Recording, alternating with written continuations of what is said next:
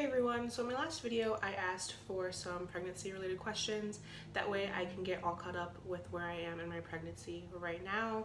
And I got a lot of questions, I got a lot of repeats specifically, so if I don't use the exact language that you used when you were asking the question, that is most likely why.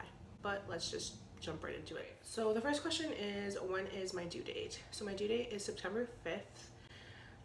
Obviously that's just a guess date. I'm really high risk for preterm labor, but I'm almost getting to term, so this baby could technically come at any moment. That's been the case for a while now, but my due date is September 5th. How far along are you now? So today I am 35 weeks and 5 days, I believe. My weeks turn over every Thursday and today is Tuesday, so almost 36 weeks. How are you and how do you feel? I guess it's a big question. It depends on the day. Overall, I'm doing pretty good. I'm getting really anxious the closer that I get to my due date, and I think that's just because I honestly didn't expect to get this far, and we're also approaching Onyx's first birthday, so just a lot of emotions there, but overall I'm doing pretty good.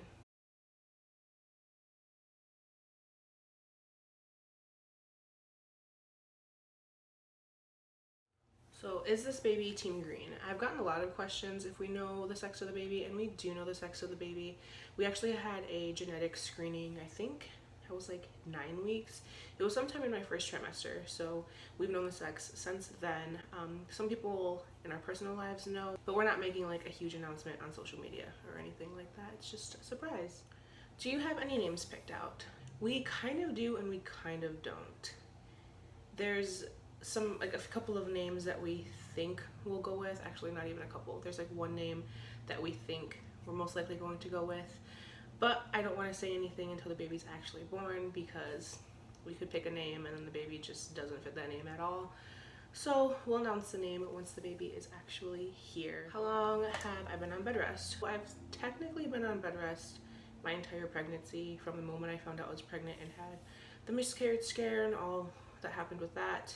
I've had a lot of restrictions and basically been on bed rest since then, but I've been on more strict bed rest since 24 weeks, and that's like without working, without lifting anything, pretty much just staying home, laying in bed, which has sucked so much, but it's what's been best for the baby. So since 24 weeks. Do you see a regular doctor or a specialist?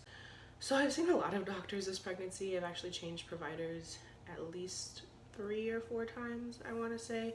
It's a really long story, but right now I'm just seeing a regular OB.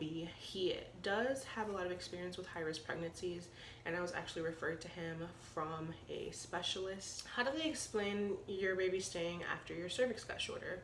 No one's really been able to explain it at all. I honestly just think it's a complete miracle. At this point, I think I should have like 4 centimeters of cervical length. I don't know the exact number, but I should have something, and anything below 2.5 is concerning preterm, and I haven't had any cervical length since around 24-25 weeks. So no idea how my body has kept this baby in, but I'm really glad that it has. What advice would you give another mom of an angel silently waiting or wanting a child yet scared of pregnancy? I guess I would recommend talking to a doctor or a team of doctors ahead of time before you get pregnant. That way you can kind of have a plan in place. I know that's not going to take away all of the fears or anything, but I think it can help a lot with a lot of the anxiety. Just knowing your options is a big thing. So if you're wanting to try for another baby but you're really scared of being pregnant, talk to your doctor and figure out a plan that you can have in place before you get pregnant, so when you do get pregnant, you know what you're doing. I would also say to join some pregnancy after loss support groups. I know Star Legacy Foundation has one. I will link their information down below. And you can get a lot of support that way, just from other people who have gone through pregnancy after loss or who are also trying to conceive after loss. I know there are a lot of Facebook groups. What has changed with doctor visits after a stillbirth? Everyone has a really different experience with stillbirth. For me specifically, Onyx is medically and legally considered stillborn because he was born after 20 weeks and passed away, but he was actually born alive. So I do want to note that for someone else who may have had a stillborn baby who passed away when they were still in the womb, you might have a really different experience in another pregnancy than your experience was more similar to mine, if that makes sense.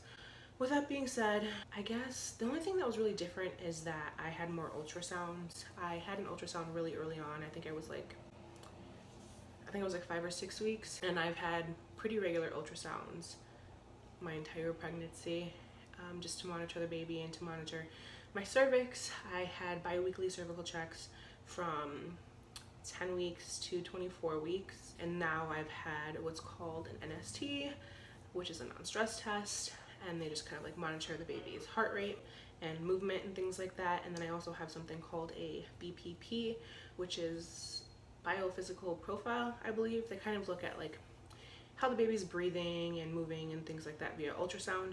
So I've had those. I don't even know when I started them. They were bi-weekly for a while, and at this point they're weekly. So I guess more monitoring is what I would say, and that's specific to my experience. I don't know if everyone who has a stillbirth has more monitoring in a future pregnancy. How do you feel about your pregnancy after loss? It's been a really stressful pregnancy, as I mentioned in my last video, but overall I think I'm feeling pretty good.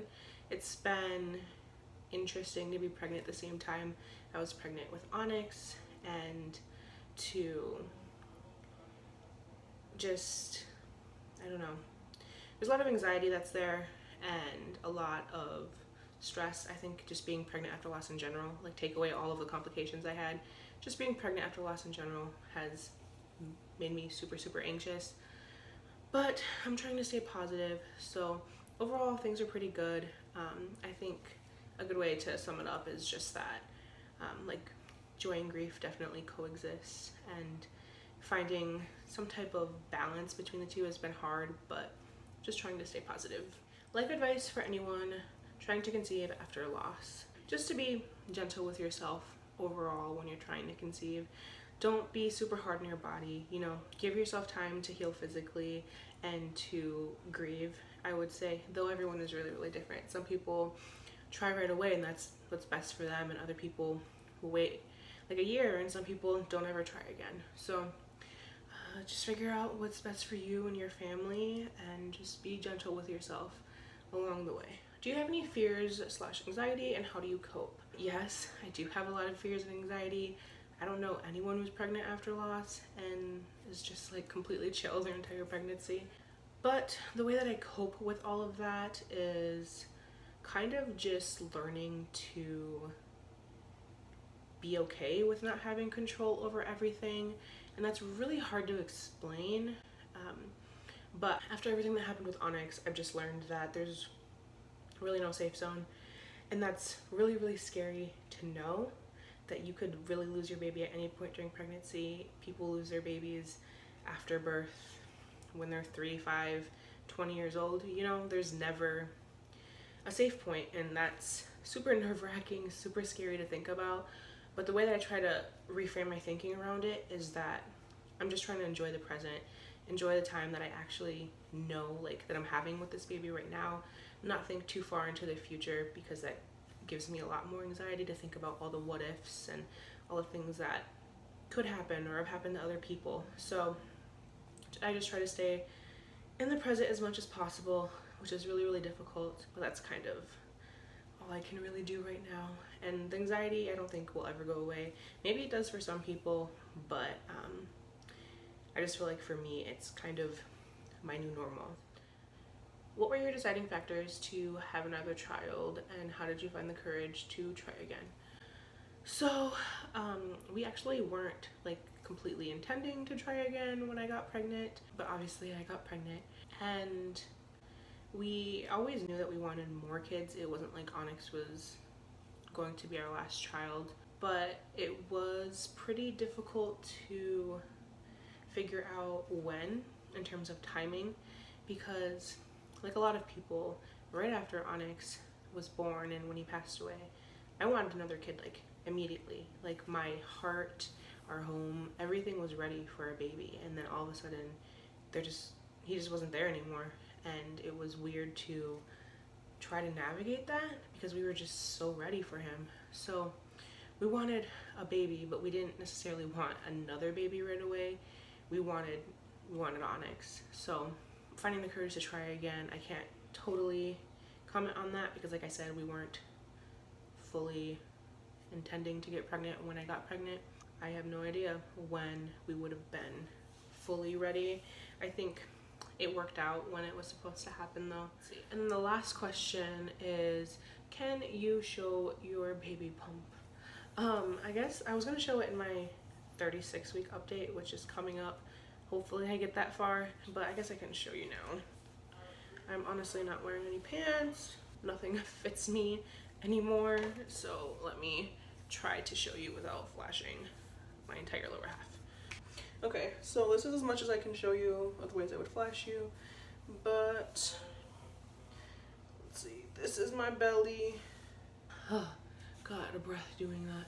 So that's it for this video. I will see you in my next one, which will hopefully be my 36-week update.